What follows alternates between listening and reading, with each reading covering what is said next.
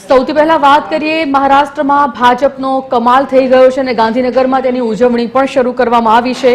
મુંબઈની મહાનગરપાલિકામાં ભાજપનું શાસન લકી છે। બીએમસીમાં ભાજપ ગઠબંધન 118 બેઠક પર આગળ ચાલી રહી છે તો ગાંધીનગર કમલમ ખાતે કાર્યકરોએ ભવ્ય ઉજવણી કરી છે। અમદાવાદમાં ખાનપુર ખાતે પણ ઉજવણી કરવામાં આવી છે।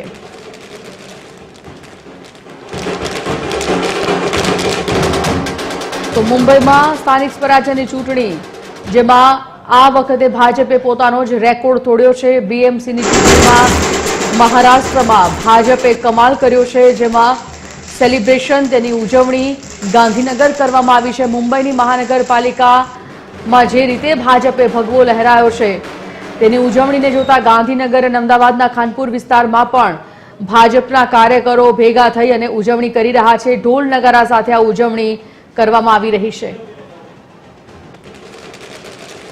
સંવાદદાતા અમદાવાદથી મોનિકા રાજપૂત લાઈવ જોડાઈ ગયા છે। મોનિકા, અમદાવાદના ખાનપુર ખાતે ભવ્ય ઉજવણી ભાજપના કાર્યકરો દ્વારા કરવામાં આવી રહી છે। બીએમસી એટલે કે મુંબઈ મહારાષ્ટ્રની જે સ્થાનિક સ્વરાજ્યની ચૂંટણી હતી તેને જોતા કેવો માહોલ છે ત્યાં?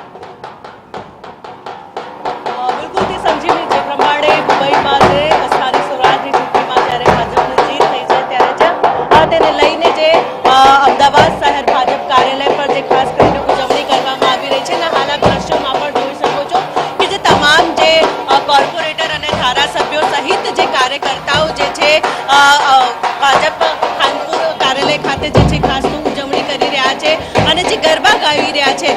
કહી શકાય કે જ્યારે પણ ભાજપની જીત થતી હોય છે ત્યારે જે તમામ સ્થળો પર જે છે ઉજવણી કરવામાં આવતી હોય છે ત્યારે જ ગાંધીનગર કમલમ ખાતે પણ એક તરફ ઉજવણી કરવામાં આવી રહી છે તો બીજી તરફ શહેર કાર્યાલય જે ખાનપુર જે છે ત્યાં પણ જે ઉજવણી કરવામાં આવી રહી છે। સંજીવની, ભાજપના કાર્યકરો જે પ્રકારે ઉજવણી કરી રહ્યા છે કોઈ સાથે વાતચીત કરવી પોસિબલ છે મોનિકા ત્યાં?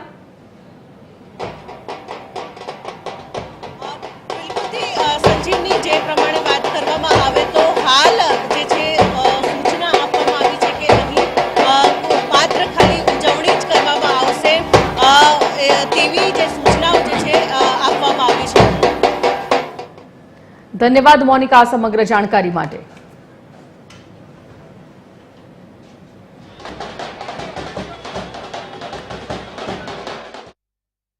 પ્રચંડ જીત બદલ મહારાષ્ટ્રની જનતાને ખૂબ ખૂબ ધન્યવાદ।